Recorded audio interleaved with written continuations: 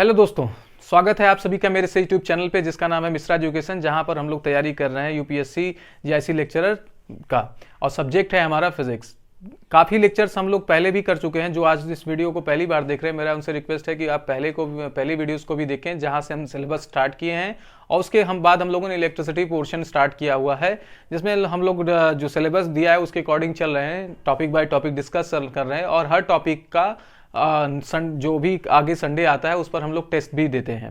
तो अगर आप तैयारी कर रहे हैं और आपको घर पे बैठे एक कंप्लीट पैकेज चाहिए तो आप हमारे चैनल के साथ बनिए और हमारे चैनल को सब्सक्राइब करिए।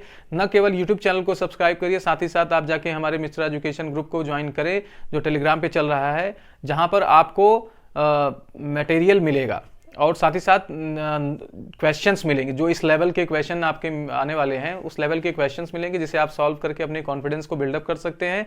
फिर हम टेस्ट भी लेंगे ताकि आपको क्लियर हो कि हम कितने तैयारी के साथ चल रहे हैं। अगर हम कोई टॉपिक कर रहे हैं तो उससे हमें कितने क्वेश्चंस हो जा रहे हैं। तो इन सब बातों को आपको ध्यान में रख के चलना है, और इसमें हमारा प्रयास ये है कि आपको घर पर बैठे एक कंप्लीट पैकेज मिले। ठीक है, तो आपसे उम्मीद है कि आप प्लीज़ आप यहाँ पर चैनल को सब्सक्राइब करें, साथ ही साथ टेलीग्राम को भी ज्वाइन करें और लोगों को शेयर भी करें ताकि हम ज़्यादा से ज़्यादा लोगों के बीच में आसानी से पहुँच सकें। तो हम लोग बात कर रहे थे, अब बात करते हैं प्रीवियस वीडियोस की। तो हम लोग मैग्नेटिज्म पोर्शन पढ़ रहे थे, जिसमें हम लोगों ने बायो शावर्ट लॉ बात की थी, फिर मैग्नेटिज्म बायो शावर्ट लॉ का एप्लीकेशन करके मैग्नेटिक फील्ड निकाला सर्कुलर लूप की वजह से और स्ट्रेट वायर की वजह से, क्योंकि यही दो कोर्स में मेंशन है। फिर उसके बाद आगे चलते हैं तो आगे आपका एम्पियर्स लॉ है और एम्पियर्स लॉ का एप्लीकेशन। तो एम्पियर्स लॉ का एप्लीकेशन आज हम लोग करने वाले हैं, क्योंकि एम्पियर्स लॉ हम लोग ने पिछले वीडियोस में ही कर लिया। तो जो लोग आज इस वीडियो को पहली बार देख रहे हैं उनसे मेरा रिक्वेस्ट है कि आप पहले कम से कम मैग्नेटिज्म जहां से पढ़ाया जा रहा है, आपको बायो शावर्ट लॉ और एम्पियर्स लॉ ये सब देखने के बाद इस वीडियो को देखें, तब आपको यहाँ की क्वालिटी समझ में आएगी। अदरवाइज आपको लगेगा कि आपको कुछ नहीं समझ में आ रहा। लेकिन फिर भी अगर आप चूंकि आप पीजी कर चुके हैं, आप काफ़ी इंटेलिजेंट हैं, तो अगर आप जानते हैं, थोड़ा सा रिवाइज किया है, तो आप देख सकते हैं। तो चलिए हम लोग शुरू करते हैं एप्लीकेशन ऑफ एम्पियर्स लॉ, जहाँ पे हम लोग पहला जो लेंगे, शुरू करते हैं एप्लीकेशन ऑफ एम्पियर्स लॉ। तो एम्पियर्स लॉ का यूज करके हम क्या कर सकते हैं, किसी करंट सिस्टम की वजह से मैग्नेटिक फील्ड फाइंड कर सकते हैं। और इसके लिए हमें एम्पियर ने, जैसे गॉस लॉ ऑफ इलेक्ट्रोस्टैटिक्स आपने पढ़ा, तो उसमें आपने पढ़ा कि गॉस लॉ ऑफ इलेक्ट्रोस्टैटिक्स का यूज करके हम इलेक्ट्रिक फ्लक्स का यूज करके इलेक्ट्रिक फील्ड फाइंड कर सकते हैं। तो उसके लिए गॉस ने एक गॉसियन सरफेस का कॉन्सेप्ट बताया कि जिसमें आप किसी भी शेप का क्लोज शेप बना सकते हैं। उसी तरीके से एम्पियर्स लॉ को यूज करने के लिए एम्पियर्स ने क्या कहा कि आप कोई लूप ड्रॉ कर सकते हो। लूप आपका क्लोज लूप होना चाहिए, यही बात आपको ध्यान में रखना है, और कोशिश करें कि करंट सिस्टम उसके इनसाइड हो। तो आप किसी पॉइंट को कंटेन करते हुए मैग्नेटिक फील्ड फाइंड कर सकते हैं। यहाँ पर लूप की थोड़ी सी खासियत ये रहनी चाहिए कि लूप का जो करंट सिस्टम हो वो एकदम एक्सिस के पास हो, तो उससे थोड़ा सा आपको सिमेट्री कंडीशन मिलेगी, जिससे आपको लगाने में आसानी होगी। तो ऐसे लूप को एम्पियर लूप बोला गया, एम्पीरियल लूप। क्या बोला गया? Amperian loop. तो एम्पीरियल लूप की ड्रॉ करेंगे, फिर उसके बाद हम लोग क्या करेंगे, एम्पियर्स लॉ लगाएंगे। तो एम्पियर्स लॉ में जो पहला आपका एप्लीकेशन आता है वो आता है magnetic field due to straight current carrying wire.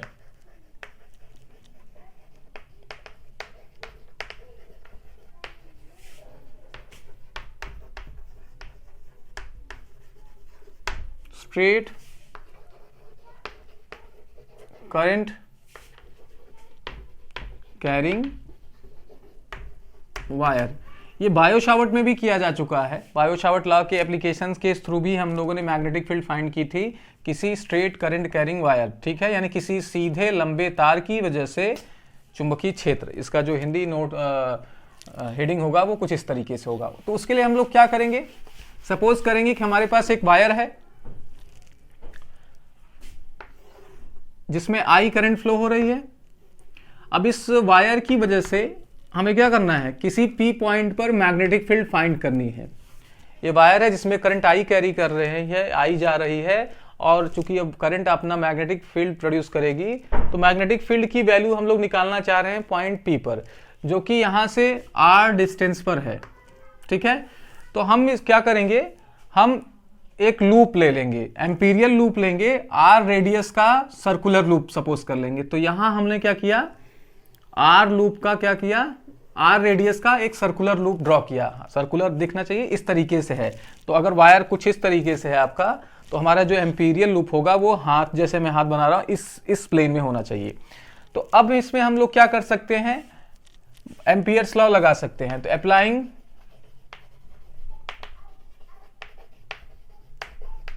Amperes law, Ampere's law क्या है कि line integration, close line integration of b dot of d l will be equal to the mu naught times I net current. लेकिन net current आपका क्या होना चाहिए, net current ये कि ऐसा करंट जो एम्पीरियल लूप के अंदर फ्लो हो रहा हो। तो यहां एम्पीरियल लूप आपने जो ड्रॉ किया है वो ये सर्कुलर लूप है, तो ये आप इसको लिख लीजिएगा कि ये एम्पीरियल लूप है, नहीं तो आपको कंफ्यूजन होगा। ठीक है, अब जरा इसकी बात करते हैं बी डॉट डी एल की। तो आप अगर देखें यहां पर मैग्नेटिक फील्ड देखें, तो मैग्नेटिक फील्ड मैंने बताया था कि इसका जो डायरेक्शन होगा आप राइट हैंड पाम रूल से निकाल सकते हैं। आपने क्या किया, फिंगर्स को करंट के डायरेक्शन में रखा, सॉरी थंब को आपने करंट के डायरेक्शन में रखा और बाकी फिंगर्स को आपने उस पॉइंट की तरफ रखा जहां पे आपको मैग्नेटिक फील्ड निकालनी है। तो यहां पर जब आप क्या करेंगे, इस तरीके से करेंगे, तो आप पाम को पीछे से पुश करेंगे तो आपको लगेगा कि मैग्नेटिक फील्ड अंदर की तरफ है। इस तरीके से हर पोजीशन पे आप क्या कर सकते हैं, मैग्नेटिक फील्ड का डायरेक्शन निकाल सकते हैं।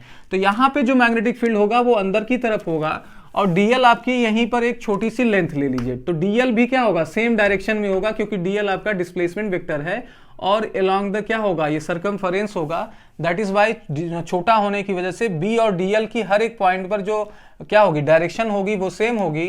तो फ्रॉम फिगर आपको ये क्लियर हो जाना चाहिए कि यहाँ पे अगर हम इसको एक लाइन और सॉल्व करें तो b mod of b dot product से ए डॉट बी, तो क्या मिलेगा, ए बी कॉस थीटा, तो वेक्टर बी वेक्टर डीएल का, वेक्टर बी का मॉड वेक्टर डीएल का मॉड, फिर कॉस 0 है ना, और ये म्यू नॉट आई। चलिए अब देखिए सर्कुलर सिमेट्री के कारण, सर्कुलर सिमेट्री मतलब मैग्नेटिक फील्ड की जो मॉडुलस है, यहां पे मैग्नेटिक फील्ड की यानी वैल्यू जो है वो सारे पॉइंट्स पर आपको सेम मिलने वाली है, क्योंकि क्या हो रहा है, ये सारे पॉइंट्स क्या हैं, एक ही सर्कल के सर्कमफरेंस पर हैं। दैट इज वाई इनकी वैल्यूज क्या होने वाली है, सेम होने वाली है। तो यहां से आपकी जो मॉडुलस ऑफ बी होगी वो कांस्टेंट होगी। सर्कुलर सिमेट्री के कारण जो ये बी होगा ये कांस्टेंट होगा और ये इंटीग्रेशन इस वजह से क्या हो जाएगा, बाहर आ जाएगा। तो याद रखिएगा, यहां पे लिख लीजिएगा due to circular symmetry,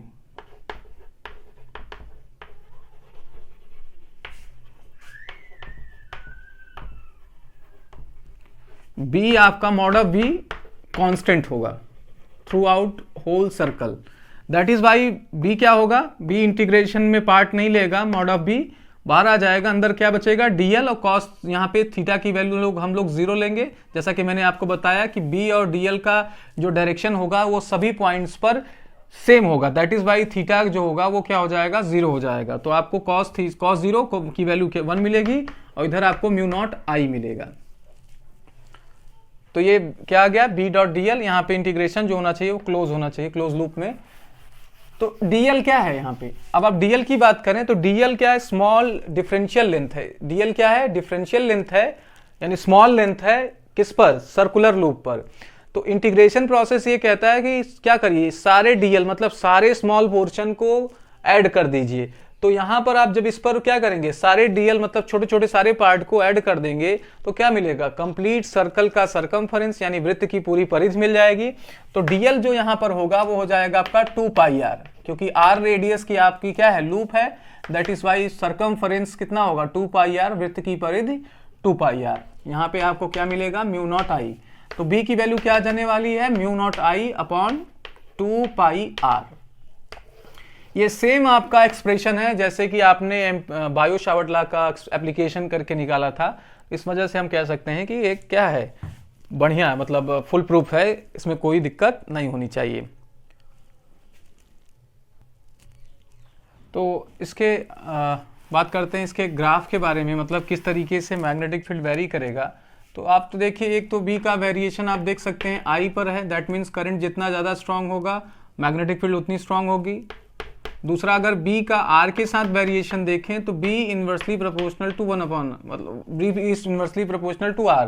that means इसका जो नेचर होगा वो कुछ इस तरीके से, अगर हम इसका प्लॉट खींचेंगे तो हमें कुछ इस तरीके से मिलेगा, यानी b को हम y एक्सिस में रखें और r को x एक्सिस में, तो 1 अपॉन r का ये ग्राफ प्लॉट होगा।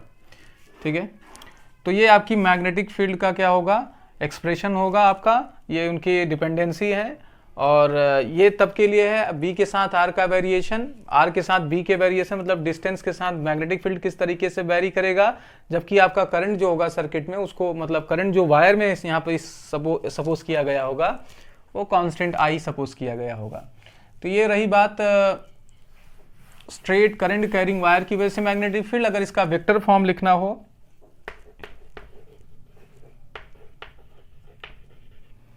तो mu naught I upon 2 pi r, यहां पर इसको एक r कैप लगा देते हैं।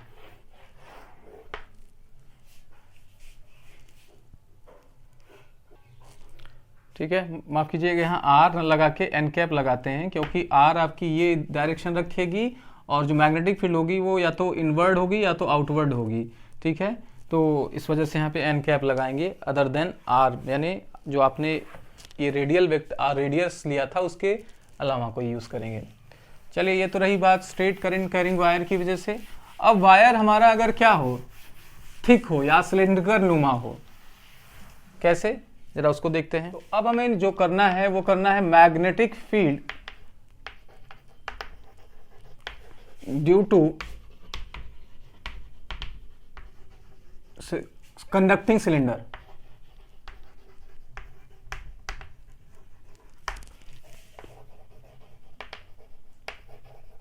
यानी किसी बेलन के कारण मैग्नेटिक फील्ड हमें निकालना है। ठीक है, कंडक्टिंग सिलेंडर मतलब कंडक्टिंग मटेरियल का बना हो। तो सपोज करिए हमारे पास क्या है, यहां पर एक सिलेंडर है इस तरीके से,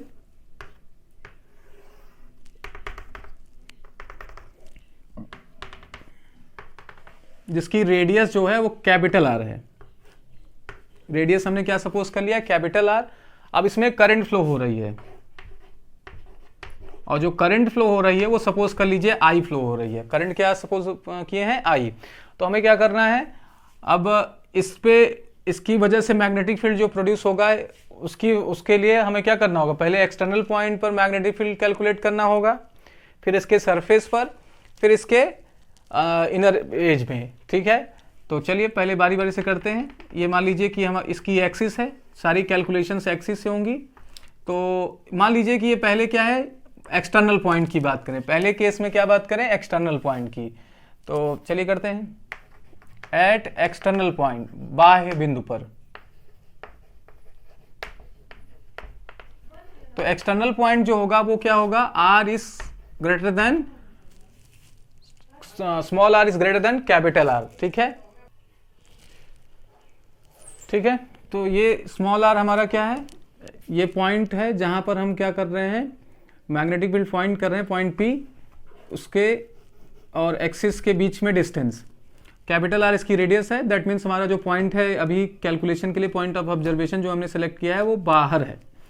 ठीक है, तो ऐसे में आपको यहाँ पर थोड़ा सा कुछ बच्चों को कन्फ्यूजन, कभी कभी कन्फ्यूजन क्रिएट हो जाता है कि ये जो हॉलो सिलेंडर की वजह से और जब हम सॉलिड सिलेंडर की बात करते हैं दोनों में कंफ्यूजन होती है। तो इसलिए मैं यहाँ क्लियर कर देना चाह रहा हूँ, ये सॉलिड सिलेंडर, सॉलिड सिलेंडर मतलब इसमें मटेरियल सब जगह अवेलेबल हैं।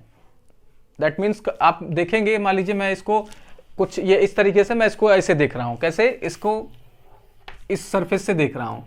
तो सॉलिड जो होगा वो क्या होगा, हर जगह से फील्ड होगा, हर जगह मटेरियल्स रहेंगे।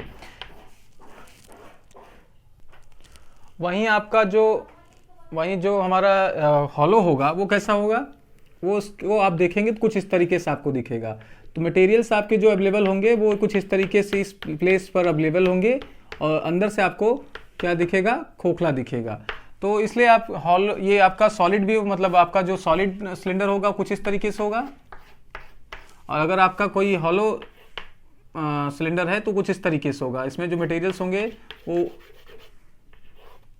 आपको इस तरीके से नजर आएंगे, बीच का जो रीजन होगा वो खाली होगा। इसलिए ख्याल रखिएगा। तो यहाँ पर आपकी मटेरियल्स क्या है, चूंकि हमने यहाँ पर क्या किया, कंडक्टिंग सॉलिड कंडक्टिंग सिलेंडर लिया, तो आप यहाँ पे लिख लीजिए सॉलिड, नहीं तो कंफ्यूजन हो बाद में। तो इसमें करंट फ्लो हो रहा है ना, और इसकी वजह से मैग्नेटिक फील्ड हमें निकालनी है एक्सटर्नल पॉइंट पर। तो एक्सटर्नल पॉइंट के लिए हम लोग क्या कर लें, जिस पॉइंट को हमें लेके क्या करना होता है, कैलकुलेशन करना होता है, उसको जो करंट रहेगी उसको एक्सिस मान के, करंट रहेगी जो एक्सिस मान के क्या कर लेंगे, एम्पीरियल लूप ड्रॉ कर लेंगे। ठीक है, तो एम्पीरियल लूप यहाँ आर रेडियस का ड्रॉ करेंगे। तो फिर से हम एम्पियर लॉ लगाएंगे, B dot d l is equal to mu naught I. तो क्या मिलने वाला है, अभी थोड़ी देर पहले बात किए थे इसके बारे में, तो मॉड ऑफ बी बाहर हो जाएगा, अंदर आपको डी एल मिलेगा और म्यू नॉट आई, चूंकि करंट इसमें आई ही फ्लो हो रही है, एम्पियर लूप में जितनी टोटल करंट कितनी है, आई ही है, तो इसलिए आई लिख दिए। डीएल कितना होने वाला है यहाँ पे, डीएल आपका integration of DL 2 pi R, तो ये म्यू नॉट आई मिल जाएगा। तो बी कितना आ जाएगा, बी हमारा आ जाएगा mu naught I upon 2 pi are. ये तो बात रही जब हम एक्सटर्नल पॉइंट की बात कर रहे हैं तब। अब आप क्या करिए, आर को घटाइए, दैट मीन्स आप सरफेस की तरफ बढ़िए, सरफेस की तरफ बढ़ते जाइए। आप जब यहां पे होंगे तो आर की वैल्यू ये होगी, आप जब यहां पे आ जाएंगे तो स्मॉल आर की वैल्यू ये हो जाएगी, और जब आप सरफेस पर आएंगे तो स्मॉल आर की वैल्यू क्या हो जाएगी, एक्सिस से, यानी सिलेंडर के एक्सिस से क्या हो जाएगी, सरफेस की दूरी जो रहेगी वही हो जाएगी। यानी जैसे ही आप सरफेस पर आएंगे, यानी दूसरा केस आप देखिए, at small R is equal to capital R, तो यहां पर आप क्या कर लेंगे, आर की वैल्यू बदलेंगे। तो जैसे ही आप सरफेस पर आएंगे आप क्या कर लीजिए, B is equal small R की जगह क्या कर लीजिए, कैपिटल आर पुट कर दीजिए। तो ये आ जाएगा mu naught I upon 2 pi capital are. ये हमारी मैग्नेटिक फील्ड की वैल्यू हो जाएगी जब हम लोग बाहर और सरफेस पर निकालेंगे।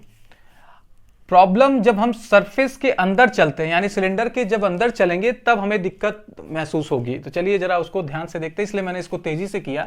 अब हम बात करेंगे जब हम लोग अंदर की तरफ आएंगे। तीसरा, इंटरनल पॉइंट्स।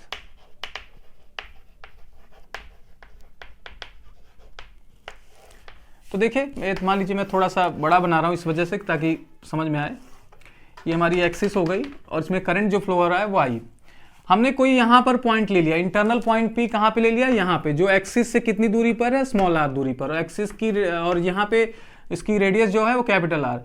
तो अब हम क्या करेंगे, एक एम्पीरियल लूप ड्रॉ तो करेंगे, लेकिन कैसे भाई, इस पॉइंट को लेते हुए और एक्सिस को लेते हुए। ठीक है, अब हमें जब मैग्नेटिक फील्ड निकालना होगा या एम्पियर्स लॉ लगाना होगा, तो उसमें जो करंट लेना है वो करंट हमेशा एम्पियर लूप से पास होने वाली करंट लेनी है। तो यहां तो करंट क्या हो रही है, पूरे सरफेस में पास हो रही है यूनिफॉर्मली। आई करंट क्या हो गई है, इस पूरे एरिया में डिस्ट्रीब्यूट हो गई है, दैट मीन्स इस क्रॉस सेक्शन से टोटल करंट आई फ्लो हो रही है।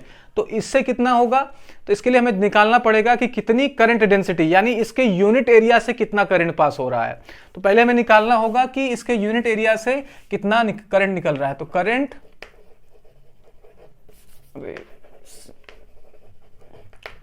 Passing through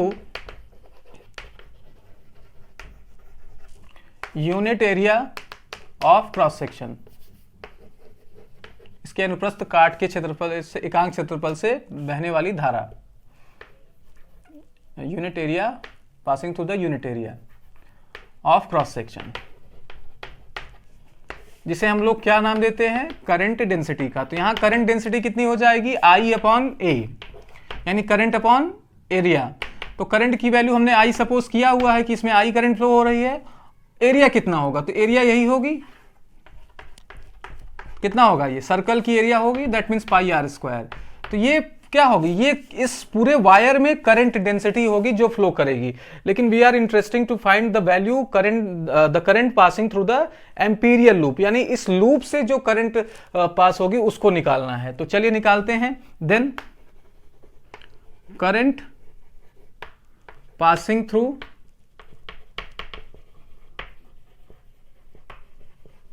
the Amperian loop, Amperian loop वो कितना होगा, उसको सपोज कर लेते हैं आई डैश। तो उस फॉर्मूला क्या होगा, current density into area of that loop. तो यहां पे ये लूप की एरिया क्या होगी, स्मॉल आर रेडियस है, तो क्या हो जाएगा, area pi small are square हो जाएगा। तो लिख देते हैं, तो जे की वैल्यू क्या है यहाँ पे, I upon pi capital R square, और ये आपका pi small are square, pi pi से कैंसिल हो गया, आपको मिलेगा I small are square upon capital R square, ये आई डैश हो जाएगी। यही करंट पास होगी आपके एम्पीरियल लूप से जो यहां पर बना हुआ है। तो अब हमें नेट करंट मिल गया और एम्पीरियल लूप की रेडियस मिल गई, तो हम लोग क्या कर सकते हैं, एम्पियर्स लॉ लगा सकते हैं। तो एम्पियर्स लॉ लगा के हम मैग्नेटिक फील्ड फाइंड करेंगे, अप्लाइंग एम्पियर्स लॉ।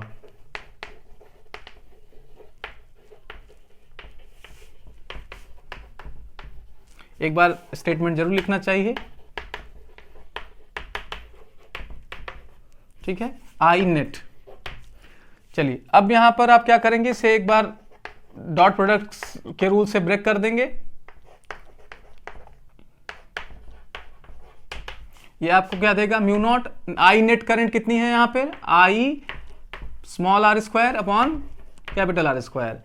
बात करते हैं इसकी, तो ये देखिए फिर आप क्या करेंगे, वही बात मैं फिर से बोलूंगा कि यहाँ mod of B circular symmetry के कारण कांस्टेंट होगा, इंटीग्रेशन से बाहर आ जाएगा। डीएल आपका मॉड ऑफ डीएल डीएल देगा, कॉस थीटा, थीटा की वैल्यू कितना रखेंगे, जीरो, थीटा की वैल्यू जीरो रखेंगे, इस वजह से कॉस जीरो कितना हो जाएगा, 1 हो जाएगा। तो हमारे पास जो वैल्यू आएगी वो आ जाएगी B integration of DL mu naught I small are square upon capital R square. अब इसको क्या करें, हम लोग इंटीग्रेट करेंगे, तो इंटीग्रेशन से क्या मिलेगा, b इंटू 2 पाई आर। तो राइट हैंड में आपकी वैल्यू जैसे है एज इट इज रहेगी। स्मॉल आर एक स्क्वायर को कैंसिल कर देगा, 2 पाई उधर ले जाएंगे, तो आपके पास जो वैल्यू आएगी, ठीक है, वो आ जाएगी mu naught I upon 2 pi capital R square into R. ये आपकी इंटरनल पॉइंट पर मैग्नेटिक फील्ड मिलेगी, इसलिए मैं यहां पे बी आई एन टी लिख रहा हूं, ठीक है। तो ये इंटरनल पॉइंट पर मैग्नेटिक फील्ड का एक्सप्रेशन हुआ, जिसको हम लोग जरा देखते हैं कि किस तरीके से ये बिहेव करेगा। तो हमने जब ये देखा,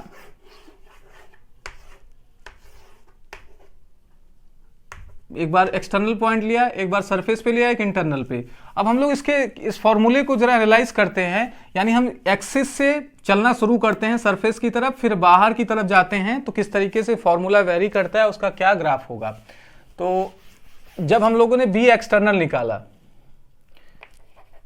तो क्या आया था, mu naught I upon 2 pi small R, और जब बी सरफेस निकाला तो ये आ गया mu naught I upon 2 pi capital R. तो क्या ये फॉर्मूला, यानी क्योंकि भाई जब हम क्या करेंगे, इधर से सरफेस की तरफ चलेंगे, तो ये फॉर्मूला जब तक इंटरनल पॉइंट्स में है तो कोई बात नहीं, क्या ये फॉर्मूला सरफेस पर जाने पर ये होगा कि नहीं होगा। तो आप देख सकते हैं कि अगर इसी को आप क्या करें, इसमें स्मॉल आर की जगह कैपिटल आर पुट कर दें, तो आपको क्या मिलने वाला है, mu naught I upon 2 pi R square into R. तो आर आर क्या हो जाएगा, कैंसिल हो जाएगा। तो हमारे पास जो फॉर्मूला यहाँ पे जो वैल्यू बचेगी एक्सटर्नल सरफेस पर मैग्नेटिक फील्ड, वो आ जाएगी mu naught I upon 2 pi R. तो एज इट इज जैसा आपने बाहर से कैलकुलेट करते हुए देखा था, वैसे ही आप जब इंटरनल से बाहर की तरफ जाएंगे तब भी आपको सरफेस पर मैग्नेटिक फील्ड सेम मिलेगी, ठीक है। तो चलिए इसका वेरिएशन जरा करते हैं। तो यहाँ पे बी का देखिए जो वैल्यू एक्सटर्नल पॉइंट पर मिलेगा वो कैसे मिलेगा, 1 अपॉन आर पे डिपेंड करेगा। और इसकी बात करें सरफेस पर, तो सरफेस पर mu constant, I constant, 2 pi R constant. तो यहाँ पर आपको एक कांस्टेंट मैग्नेटिक फील्ड मिलेगी जैसे ही आप सिलेंड्रिकल सरफेस पर पहुंचेंगे।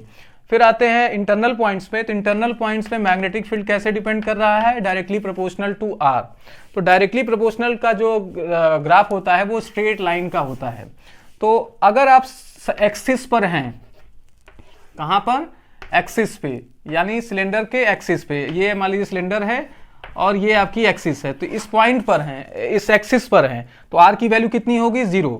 तो आर की वैल्यू 0 रख देंगे तो आपको यहाँ पे मैग्नेटिक फील्ड क्या मिलेगी, 0 मिलेगी। यानी सिलेंड्रिकल आपके पास कोई कंडक्टिंग बॉडी है या वायर है जिसमें क्या है आपका मटेरियल हॉल, मतलब सिलेंड्रिकल है, सॉलिड है, तो आपको उसके सेंटर पे जो मैग्नेटिक फील्ड मिलने वाला है वो 0 मिलने वाला है। फिर जैसे जैसे आप दूर की तरफ चलेंगे, यानी एक्सिस से दूर की तरफ, सरफेस की तरफ बढ़ेंगे, आपको प्रोपोर्शनैलिटी फॉलो करना पड़ेगा आर का, है ना। और ये जाएगा, और एक जैसे ही आप सरफेस पर पहुंचेंगे, यानी at small R is equal to capital R, और जैसे ही आप एक्सटर्नल जाएंगे, मतलब सरफेस से दूर की तरफ बढ़ना शुरू करेंगे, तो आपको क्या होगा, वेरिएशन फॉलो करेगा 1/r का, मतलब 1/r से डिक्रीज करेगा और कुछ इस तरीके से आपको मिलेगा। तो आपको ग्राफ का नेचर भी पता होना चाहिए। यहाँ पे b is proportional to r है और यहाँ पे b is inversely proportional to r है। ग्राफ को पहचान के भी आप क्या कर सकते हैं, बता सकते हैं किस करंट सिस्टम की वजह से मैग्नेटिक फील्ड ये प्रोड्यूस हो रहा है। चलिए, ये तो रही बात सॉलिड सिलेंडर की। अब हम बात करेंगे हॉलो सिलेंडर की। तो अब इसको आपने जैसे किया वैसे ही आपको हॉलो करना है, लेकिन थोड़ा सा केयरफुली करना होगा। नेक्स्ट करने वाले हैं मैग्नेटिक फील्ड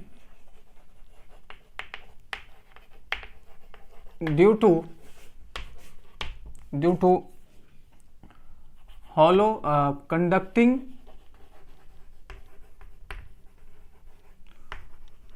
हॉलो सिलेंडर, यानी किसी खोखला बेलन के कारण हमें क्या करना है, मैग्नेटिक फील्ड फाइंड करना है। चलिए देखिए कैसे करेंगे। तो यहां पर सपोज करिए हमारे पास एक क्या है, ये सिलेंडर है। चूंकि ये क्या है, हॉलो है, तो इसकी क्या होगी, एक आउटर रेडियस होगी और एक इनर रेडियस होगी, कुछ इस तरीके से है ना। तो जो इसका फील्ड रीजन है वो ये है, ये जो आप बीच वाला रीजन देख रहे हो ये खाली है। तो करंट जो फ्लो होगा वो वायर्स के मटेरियल रीजन से फ्लो होगा। तो अगर आपने क्या किया, करंट फ्लो कराया है, तो करंट आपकी इसी रीजन से पास होगा, इधर और इधर, यानी इस रीजन से कोई करंट पास नहीं होगा। तो ऐसे में हमें क्या करना है, एक एक्सटर्नल पॉइंट पर मैग्नेटिक फील्ड फाइंड करनी है, फिर एक यहाँ पर मैग्नेटिक फील्ड फाइंड करनी है और तीसरा इस रीजन में फाइंड करनी है। कहाँ पे, जहाँ पर मटेरियल आपका अवेलेबल नहीं है। तो पहले हम लोग बात करते हैं एक्सटर्नल की, और इसमें जो करंट फ्लो किया जा रहा है वो आप मान लीजिए कि आई है, ठीक है। कुछ और सपोज कर लेते हैं, जैसे ये आपकी जो रेडियस, इनर रेडियस सपोज कर लीजिए वो r1 है और आउटर रेडियस सपोज कर लीजिए r2 है, यानी जो अंदर आपका छोटा सा खोखला पार्ट है उसका रेडियस r1 है और पूरे सिलेंड्रिकल का जो शेप है उसका रेडियस r2 है। ये आपकी एक्सिस मान लीजिए। चलिए, अगर आपको एक्सटर्नल पॉइंट पर मैग्नेटिक फील्ड फाइंड करना है तो सपोज कर लीजिए कि ये इसकी डिस्टेंस यहाँ से r है। तो ये आपको वैसे ही मिलेगा जैसा आपने अभी किया था वायर के केस में, फिर सिलेंड्रिकल केस में, सॉलिड सिलेंडर केस में, वैसे ही आपका यहाँ पे मिलेगा। तो एक्सटर्नल पॉइंट में कोई दिक्कत नहीं है, एक्सटर्नल तो आ जाएगा आपका, वैसे ही रहेगा। B.dl is equal to mu naught I. यहाँ पर जब आप क्या करेंगे, एम्पियर लूप ड्रॉ करेंगे तो टोटल करंट आपकी क्या होगी, आई ही तो रहेगी, क्योंकि आपकी पूरी सिलेंडर एम्पीरियल लूप में आ जाएगा। तो फिर आप इसे सॉल्व करेंगे तो ये आपको देगा b into mu 2πr mu naught I, या b इज इक्वल टू क्या आ जाएगा, mu naught I upon 2πr। ये कई बार किया जा चुका है इसलिए मैं धीरे से इसको थोड़ा तेजी से कर दिया। अब जो पार्ट आपको करना है सीरियसली मैं उसको धीरे धीरे करूंगा ताकि आपको समझ में आए, अच्छे से करेंगे। अब हम लोग बात करते हैं, एक ऐसा पॉइंट लेते हैं यहां पर जो क्या हो, मटेरियल रीजन में हो। जैसे ये मैंने क्या कर लिया, तो हमने एक पॉइंट कहां पे लिया, मान लीजिए यहां पर लिया, जिससे एक्सिस की अब डिस्टेंस क्या हो गई, मान लीजिए r हो गया, और ये आपकी r1 radius, capital R1 radius, capital R radius, R2 radius है, ठीक है। तो अब हम क्या करेंगे, एक एम्पीरियल लूप ड्रॉ करेंगे इस तरीके से। अब हमें यहां पर r पे पॉइंट पर मैग्नेटिक फील्ड फाइंड करना है। तो अब आप समझिए कि इस एम्पीरियल लूप से करंट कितना पास हो रहा है, क्योंकि एम्पियर्स लॉ तब लगा पाएंगे कि जो भी आप एम्पीरियल लूप बनाएंगे वहां पर आपको ये ध्यान देने की जरूरत है कि उस एम्पीरियल लूप से कितनी करंट फ्लो हो रही है। दैट इज वाई हमें यहाँ ये जानने की जरूरत है कि ये जो एम्पीरियल लूप हमने ड्रॉ किया है ये पॉइंट के लिए, इसके अंदर से कितनी करंट पास हो रही है। तो चलिए पहले इसको करते हैं, डिफाइन करते हैं कि हमने जो पॉइंट लिया हुआ है, यानी अब जो हमने स्मॉल r लिया है वो r1 से तो ज्यादा है लेकिन r2 से कम है ना। तो क्या निकालना होगा, पहले करंट डेंसिटी, जैसा अभी अब आपने किया। तो पहले हम ये निकाल लें कि कितनी करंट डेंसिटी है। तो करंट कहाँ फ्लो करता है, मटेरियल मीडियम में। तो मटेरियल मीडियम में जब यहाँ पे क्या होगा, यहाँ पे फ्लो करेगा तो करंट डेंसिटी कैसे निकालेंगे, तो हमें करंट लेना होगा और वो एरिया ऑफ क्रॉस सेक्शन लेना होगा जिससे करंट पास हो रही है। तो करंट किससे पास होगी, आप देखिए करंट इसी रीजन से पास होगी, तो ये एरिया कितनी होगी, सिंपल सी बात है, आपकी आउटर रेडियस R2 है और इनर रेडियस R1 है, तो बाहर वाले रेडियस से आप क्या कर लीजिए, माने बाहर वाले एरिया से आप इनर एरिया को माइनस कर देंगे तो ये वाली एरिया मिल जाएगी जो आपकी ये सैडेड एरिया है। ठीक है, तो यहाँ पे हम जब करंट अपॉन एरिया करेंगे करंट डेंसिटी के लिए तो यही लगाएंगे, फाई R2 होना चाहिए, R2 माइनस R2 का स्क्वायर माइनस R1 का स्क्वायर। तो आई होप आपको समझ में आया कि हम जब यहाँ पे क्या करेंगे, करंट फाइंड करेंगे, करंट डेंसिटी फाइंड करेंगे तो एरिया वही लेंगे जिसमें करंट फ्लो होगी। अब चूंकि ये वेकेंट रीजन है, खाली रीजन है, तो यहाँ करंट तो फ्लो हो नहीं सकती, तो करंट हमेशा जब मटेरियल मीडियम में होगी तो इस वजह से हम एरिया कौन सा लेंगे, या जो हमें यहाँ पे करंट डेंसिटी में एरिया फाइंड लिखनी होगी वो वही लेंगे जिससे करंट फ्लो कर रहा है। तो हमारे पास एरिया यही आएगी, pi is equal to R2 square minus R1 का स्क्वायर। तो अब हम लोग निकालेंगे कि एम्पीरियल लूप से कितना करंट पास हो रहा है, current passing through Amperian loop.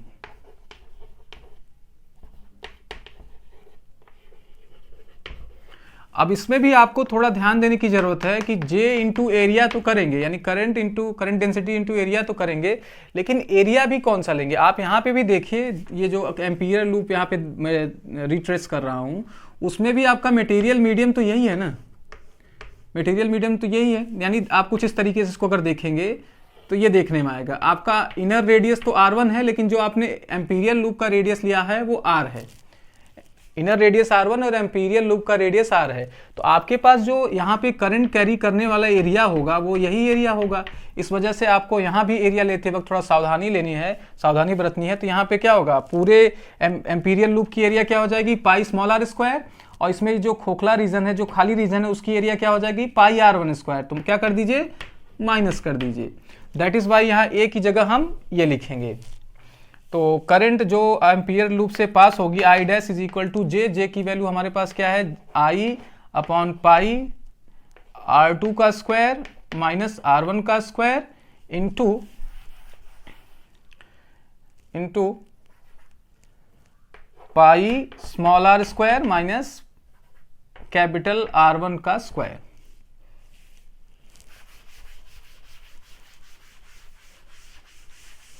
चलिए इसकी जरूरत अब नहीं पड़ेगी, आई होप। पाई पाई से क्या हो गया, कैंसिल हो गया, तो यहां पर आपके पास जो बचेगा वो बचेगा I dash is equal to I upon R2 का स्क्वायर माइनस R1 का square into R square minus R1 का स्क्वायर। ये करंट फ्लो करेगी थ्रू द एम्पीरियल लूप जब हम पॉइंट क्या लेंगे, inside the conductor, inside the hollow cylinder.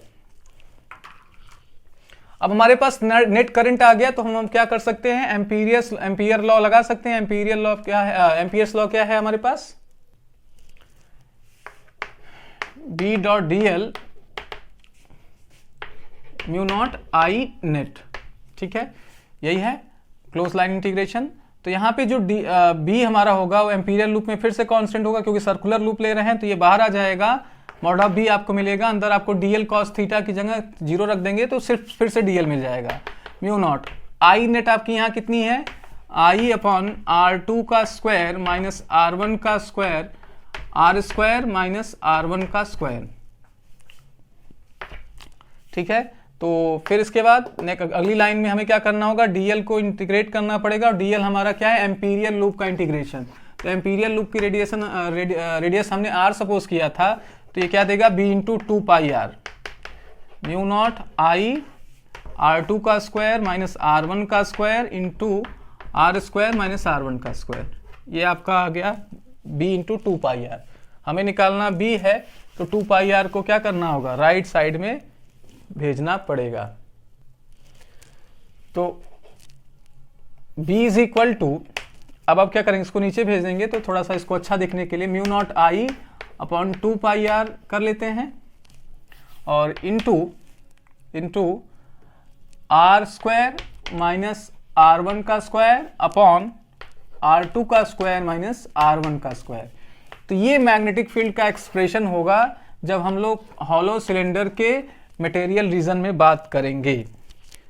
ठीक है, ध्यान से इसको करने की जरूरत है।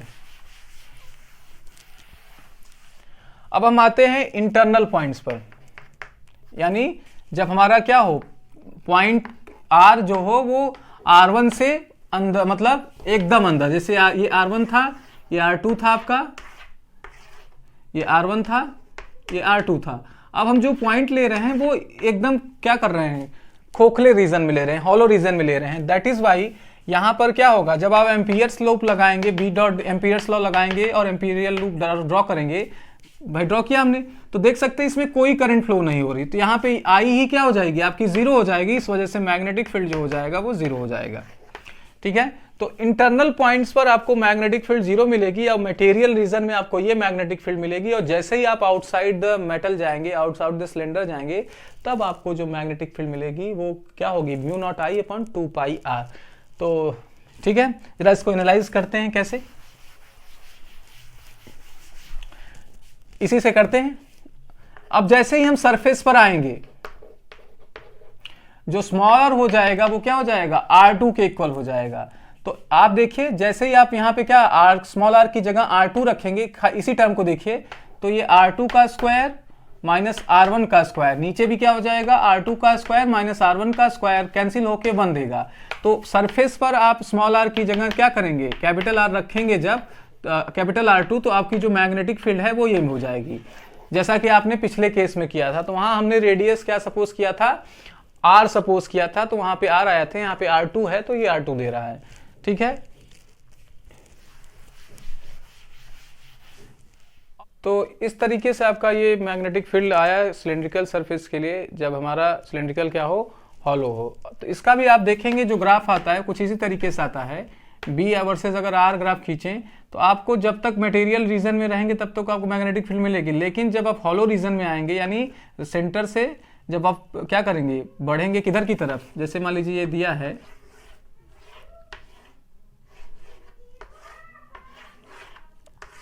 तो इधर के रीजन में आपको मैग्नेटिक फील्ड जीरो मिलेगा। जैसे ही आप सरफेस पर मिलेंगे आपको कांस्टेंट मैग्नेटिक फील्ड मिलना शुरू होगा, और फिर आप जब क्या होगा, सरफेस तक, जैसे ही आप सरफेस पर पहुंचेंगे उसके बाद आपको मैग्नेटिक फील्ड डिक्रीज करता हुआ मिलेगा। तो यहाँ पर भी आपको कुछ इसी तरीके का ग्राफ मिलेगा, लेकिन यहाँ तक आपको मैग्नेटिक फील्ड की जो वैल्यू है वो जीरो मिलेगी। इस बात का आप ध्यान रखें। चलिए दोस्तों, आज के लिए इतना ही रखते हैं, आज के वीडियो में इतना ही रखते हैं, और आगे भी वीडियोस आती रहेंगी, रेगुलर वीडियोस आपको मिलेंगी, और कोर्स बहुत तेजी से खींचने की कोशिश करेंगे हम, ताकि समय से पहले कोर्स खत्म हो, आपकी सारी परेशानियां दूर रहें। तो उम्मीद कर रहा हूँ आपको वीडियो पसंद आ रही है, और वीडियो पसंद आ रही है तो प्लीज़ आप क्या करें, वीडियोस को लाइक करें और चैनल को सब्सक्राइब करें, साथ ही साथ बेल आइकन को भी प्रेस करें। और आपसे एक हम्बल रिक्वेस्ट है कि प्लीज़ चैनल को शेयर करें। यहाँ पर आपको BSc लेवल की वीडियोस, साथ ही साथ 11th-12th की फिजिक्स वीडियो और 11th-12th के कॉमर्स की वीडियोस मिलेगी चैनल पे। तो जो भी आपके इस तरीके के फ्रेंड्स हों या बच्चे हों, आपके जो स्टूडेंट्स हों, उनको भी बताएं, ताकि हम लोग ज़्यादा से ज़्यादा लोगों के बीच में पहुँचे। अगर आप लोग का सहयोग रहा तो हम बहुत ही जल्दी लोगों के बीच में पहुँच जाएंगे, और इन सब में आप सबका बहुत बड़ा साथ रहेगा। इसलिए आप भी एक बधाई के पात्र रहेंगे। इसलिए मैं आपसे उम्मीद कर रहा हूँ कि ये सब सारी चीज़ें आप फॉलो करेंगे। चलिए, आज के लिए इतना ही, बहुत बहुत धन्यवाद।